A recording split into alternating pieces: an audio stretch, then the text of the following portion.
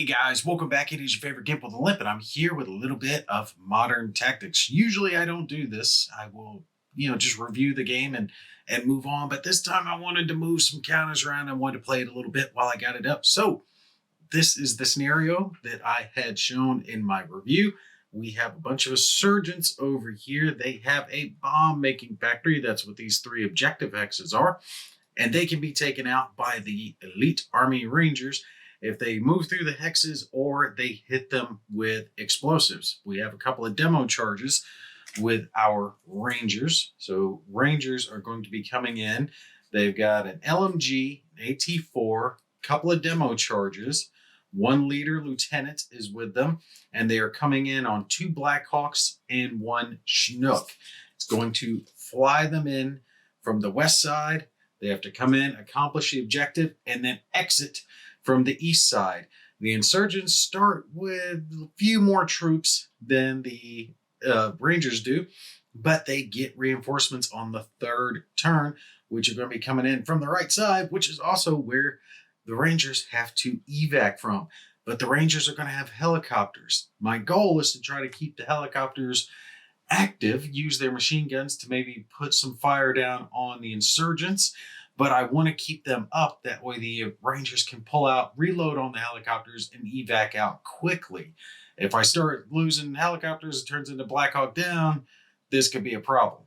All right, so the setup for the insurgents, this is their little factory area, and they start with these, which is one recruit. They've got a couple of fanatics and a couple of fighters, and they have one leader of their own who is up here.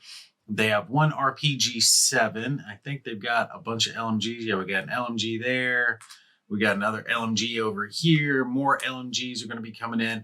So I kind of put them in the buildings surrounding the factory with just the recruits right next to them, and that little building to kind of, cover it. And then the heavy machine gun I actually put in the compound.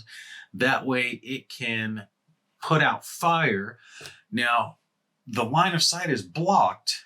It can hit these two hexes, so it's got good coverage there, but he's blocked from firing out here. And you're like, okay, well, how's he going to do anything? Thing is, that heavy machine gun can fire on those helicopters because they fly. They're up high, which means he can get a line of sight to helicopters, and he outranges all of them. I'll show you here. This is a weapon team, and on the wrong side. They have a firepower of 13 or a 3 and a range of 13. That's brutal. These guys can really reach out and touch someone with this. So by placing them here, that gives just this huge area of fire, and it makes it to where it's hard to get in there to them. My helicopters have only ranges, I think, of like 8 or so, which means they would have to get in his range, and he could chew them up with heavy machine gun fire before they even got in. So good defensive position, I think, for him. One leader over here with the fanatics to kind of help them out, exert his area of control, which I actually just realized he's just out because their leaders aren't quite as good, although he can help the RPG down over here, so I'm probably just going to leave him there. But I tried to put it to where a lot of these guys were either guarding the road in or had eyes on the bomb-making factory itself. Now, way up high view over here, we see that's where our insurgents are. All the way across the map over here is where our rangers are coming in. They can come in anywhere here on this left side. I haven't exactly decided where, but my kind of plan is to come screaming in with the helicopters, maybe drop off somewhere around here, maybe someone up north to come in and kind of hit them from multiple directions, or maybe to bring someone in from the south to have them come in from the southern part of the compound as well. The Rangers do have stealth movement, so they can move without getting opportunity fire, but it cuts their movement down by half.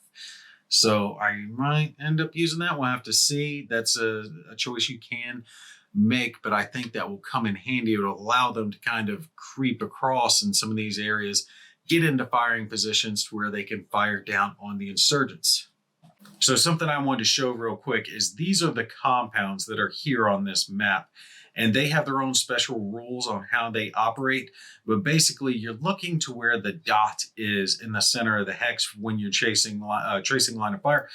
And these are all considered high walls, which means they block line of sight unless you are in a hex adjacent to them. But if you're in a hex adjacent to them, fire goes both ways, but the person inside can get a defensive bonus. But if you're in places like this, so like these building hexes, the dots on the inside, so they can fire out and they obviously get that defensive bonus. But if you're in like this building, you're inside the compound, so your line of sight can only go just to the inside of the compound. You have to be up against the wall, and there's just varying sizes across the whole map here, but it's fairly self-explanatory. If you're inside the compound, you don't have line of sight out. If you're up against it, you do have line of sight out, but that means people can shoot at you too, but you get a defensive bonus. And that is actually shown here, high wall. And we see our movement cost for the different types, the defensive bonus, and it is blocking terrain, but it's a special type of blocking terrain. All right, so let's look at our turn sequence. We've got our turn marker. We already got that. Any reinforcements, we don't have to worry about that. Attach leaders, they're already attached. Move support weapons, smoke, and all that stuff. We don't have to worry about any of this stuff, and we got no civilians to worry about. So we go right into the turn of the gameplay, which is going to start with our initiative roll. Each side is going to roll 2d6 to determine who is winner for the first turn, and doubles may activate luck cards. I haven't talked about luck cards a lot, but there's something that can come into play here. And then we roll to get our impulse points. Now remember, impulse points are something cool about this game. Each side is going to have varying amounts of impulse points depending on what you roll on your 2d6. And for this scenario, it is going to be 2d6 is just the impulse points for the bad guys, and 2d6 plus 2 is the impulse points for our rangers. And that is listed down in our scenario. We're doing surgical strike here. Insurgents, their morale for morale checks is going to be an 8, which means they need an 8 or higher to pass. Impulse 2d6. For the US, morale check is 6. Lower numbers are good here because remember, it's equal to or higher. So they have a better chance of passing their morale checks. And we see again, 2d6 plus 2. That'll just vary, again, just depending on the scenarios that you're playing. Like over here, the US is 1d6 plus 3. Or, saw one that was interesting, it was like 4d6. Yeah, the insurgents over here, they get a lot of swing. They have a impulse of 4d6, but the US has 2d6 plus 4, so a higher guarantee of impulse. And you see that shows that the insurgents can get just a huge swing. If they roll bad, they could get just 4. But if they roll really good, they could get up to 24. So they can have a huge swing in the amount of action they get to perform. The US, being a more regimented military force, is going to have a higher guarantee, but there's going to be some swing to account for, just battlefield chaos. I really like how they use this impulse system in this game. All right, so let's roll for them. And it would help if I actually put my dice tower over here. All right, so this is for our insurgents, and this is for our US forces. And actually, I think I'm going to switch out the die because I'm just realizing these are hard to see. But the insurgents got a 3, so obviously the US won. But not only did the US win, but they actually got doubles. So they got 10. They get to go first. This is not their impulse roll, but I do actually get to show a luck card. I didn't think I would actually get a chance. Let's see. Oh, and you will have a maximum amount of potential luck cards. The US has a maximum amount of 2. You get that for rolling doubles. So I can only roll doubles one more time for the US forces and gain a luck card. After that, it doesn't matter how many times you roll doubles. And the insurgents can't get doubles. Well, they can get doubles, but they can't get luck cards.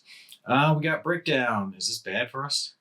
Player who wins initiative roll chooses an enemy weapon to just. Oh, that's very nice. Remove the enemy support weapon from the game or flip a weapon team to its team side. Oh, massive. Oh, we can get rid of their RPG or that machine gun. All right, and I'm going to replace those with my gravity dice because, well, I like these. These are the ones that came with BattleTech, their latest Kickstarter. It's too much gold. It's kind of hard to see with the shinies in there, so I'm going to switch these out. So basically, I can either remove a weapon or I can flip a weapon team, and I think there's no choice. I have to do it because I'm hurting myself if I don't. I was thinking maybe the RPG, but the RPG, I think no, this one has. It's not a one-use weapon. It has ammo potentially though. There's potential ammo out since it's got the red. So they might be able to fire that more than once, but this, I know they can. I just can't help it. I gotta flip them. That is too good for the luck card. And as we can see, I flipped them over to their team side, which greatly reduces their ability. I do not have to worry about that horrible, horrible heavy machine gun. Now I still have light machine guns. That's only got a range of 7, which I think I can outrange, and another one of 7. So we can potentially have our helicopters do some work for us. That was huge. That's a big swing in the U.S. favor, drawing that luck card. And that's just how battles go sometimes. Sometimes you get lucky and sometimes you find an IED. All right, so now we're going to do our impulses. And again, I'm keeping track of all the impulses on just one player aid, just to make it easier for me so I don't have a bunch of player aids laying all over the place. And really, you can do the same if you want to. There's counters for each side. So if you want to use the same player aid, you can. Remember, we got victory points, enemy casualties, and our impulse down here. And I've got my little turn marker up there. That's where I'm placing it. Again, just to reduce the amount of player aids I've got to deal with. But there is a specific player aid for each side in each one of these things. So you can use them all if you want to. This is just how I'm doing it. FYI, our impulse modifier down here at the bottom, this is if you start taking casualty points. For every 5 casualty points, you get a reduction of -1. So if the US had taken 5 casualty points worth of losses, they would get a reduction of 1 for their impulse modifier when they roll. So they would lose 1 point effectively. All right, so for our bad guys, we got an 8. So I simply put the 1 there, and we'll just set this one off to the side. And for our good guys, we got an 11. 11 plus 2 is 13. So I'm going to place 1 there and 1 here. So our insurgents have 8 points to use for this turn. The US forces have 13 to use for this turn. And now that I'm thinking about it, I'm thinking it's going to be kind of light action for the insurgents because I've got them all in positions I want them in. I don't think I actually want to move any of them. And I'm not going to start moving them until the US forces really get in contact. I'm kind of trying to simulate that they're, just hanging around, smoking and joking. But the bad part about that is they can't just pass and keep their impulse points. If they pass, they can pass, but it costs them impulse points to do so. Actually, I stand corrected. It's not going to cost them impulse points at first. And this is something that I like that kind of balances out. If you have equal to or greater impulse points than your opponent, if you pass, it costs you a point. So you can't just keep passing and make your opponent spend all their points first so you can react to them. But since our insurgents only have 8 and the the Americans have 13, that means until the Americans get down to 8, the insurgent can continue to pass without spending any of their impulse points. All right, so just as an FYI, both of our helicopters have a range of 8, so they can move up to 8 hexes. They're flying over everything. They're not hovering, so they can just scoop straight across. Doesn't matter what's underneath them. But they can move up to twice. All right, now here's how I'm going to do this for this very first turn only. And it's because we are a long way away. If we count out from the edge, we got 1, 2, 3, 4, 5, 6, 7, 8. 8 only goes to there. So 9, 10, 11, 12, 13, 14, 15, 16. 16 is when we get to about here, and we're closing in. Normally, you can only have a single move per turn. You can do 2 actions before a unit is considered to have been done. You can fire twice, but you can't move twice unless it's an assault move. That means you can move adjacent to an enemy and then like assault them. All right, so you can do that. For this very first turn, I'm going to allow the helicopters to cheat and move twice, just so I don't have to waste an entire turn redoing everything, so I can get them in close and then start hooking and jabbing. I'm breaking the rules by doing that, letting them move twice this first turn. That's it.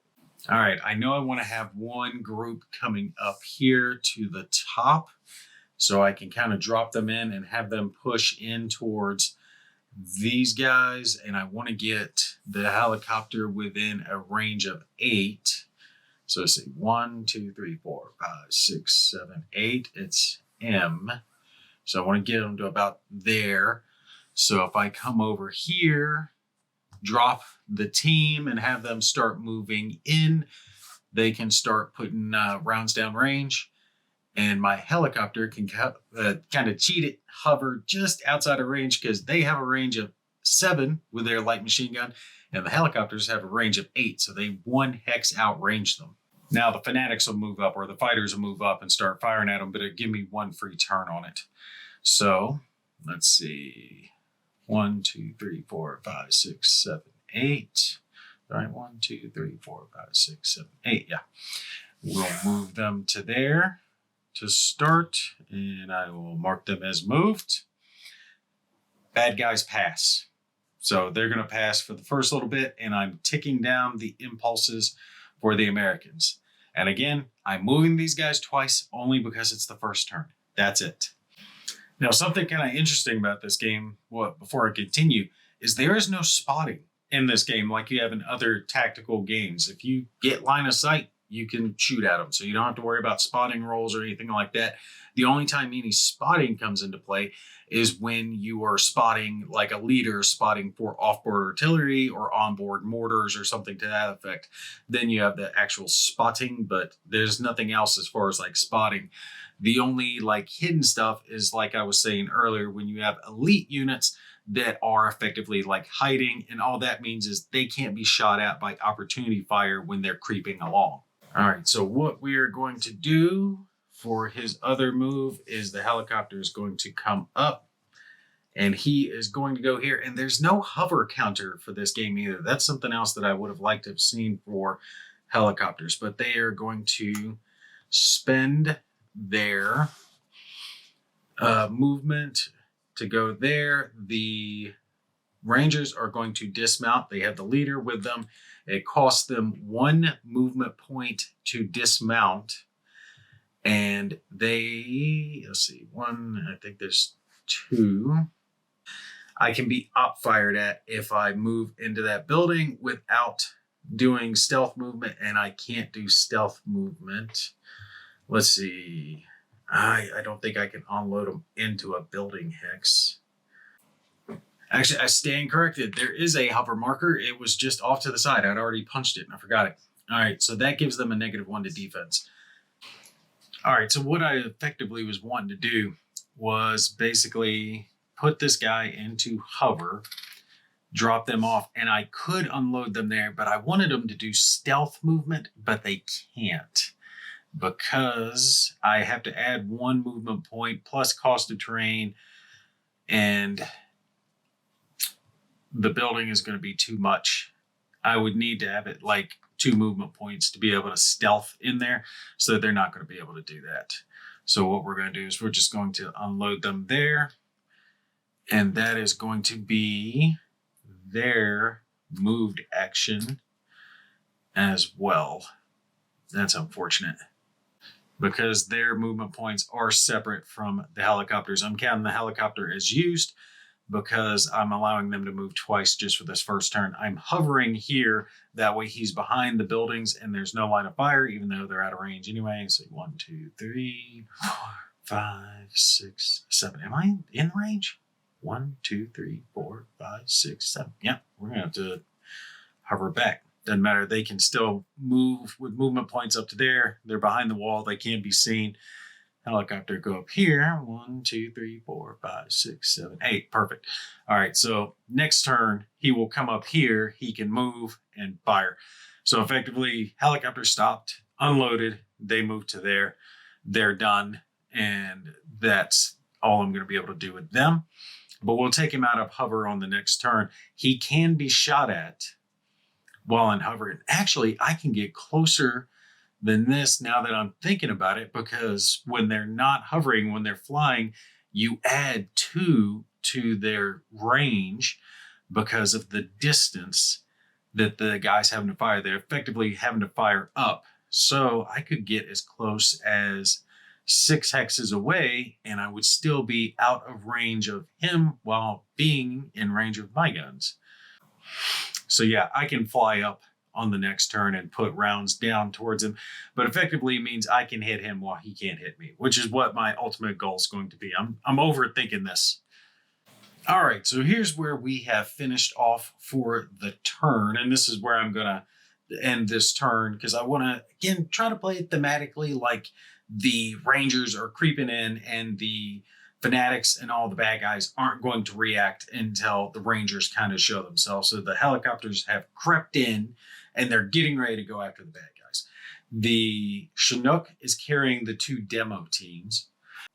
So it came over here, dropped down into the courtyard, into a hover, dropped them off, and they moved up against this wall. And actually, I think I got movement points left for them. I could move them farther in, which that'd be, let's see, they go there, that's 2. Yeah, they can both make it just inside the courtyard, and that's their 5 movement points. I don't have to worry about stealth because they have not gotten into line of sight of anything yet. So that's where they're at. They have gotten inside this courtyard. No movement for them left, but they can do that on the next turn.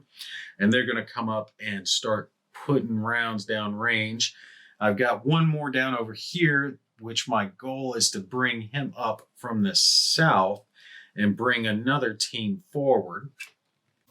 So basically my ultimate goal is to have this team come in from the north, take these guys out. These 2 teams come in from the middle and they're going to try to attack here. But again, their goal is just basically to push forward, put some rounds towards those recruits as well, while this southern team is going to push up and reinforce. And I might actually just bring them all the way up over here.